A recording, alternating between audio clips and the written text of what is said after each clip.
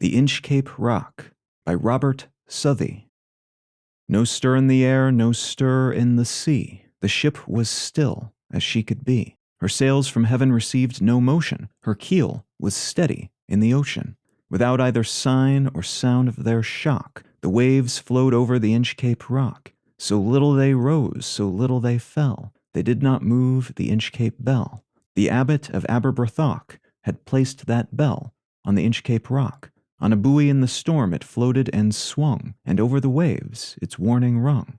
When the rock was hid by the surge's swell, the mariners heard the warning bell, and then they knew the perilous rock, and blessed the Abbot of the Aberbrothok. The sun in heaven was shining gay. All things were joyful on that day. The seabirds screamed as they wheeled round, and there was joyaunce in their sound. The buoy of the Inchcape Bell was seen, a darker speck on the ocean green. Sir Ralph the Rover walked his deck, and he fixed his eye on the darker speck. He felt the cheering power of spring. It made him whistle, it made him sing. His heart was mirthful to excess, but the rover's mirth was wickedness. His eye was on the Inchcape float. Quoth he, "My men, put out the boat, and row me to the Inchcape Rock, and I'll plague the Abbot of Aberbrothok." The boat is lowered, the boatmen row, and to the Inchcape Rock they go. Sir Ralph bent over from the boat, and he cut the bell from the Inchcape float. Down sunk the bell with a gurgling sound. The bubbles rose and burst around. Quoth Sir Ralph, "The next who comes to the rock won't blest the Abbot of Aberbrothok." Sir Ralph the Rover sailed away. He scoured the seas for many a day, and now grown rich with plundered store, he steers his course for Scotland's shore.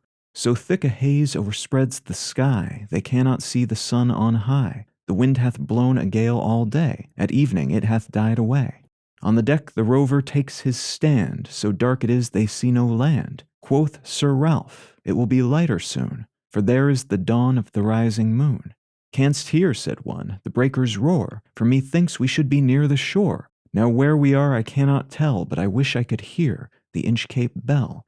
They hear no sound, the swell is strong. Though the wind hath fallen, they drift along, till the vessel strikes with a shivering shock. "O Christ, it is the Inchcape Rock!" Sir Ralph the Rover tore his hair. He cursed himself in his despair. The waves rush in on every side. The ship is sinking beneath the tide. But even in his dying fear, one dreadful sound could the rover hear, a sound as if, with the Inchcape Bell, the devil below was ringing his knell.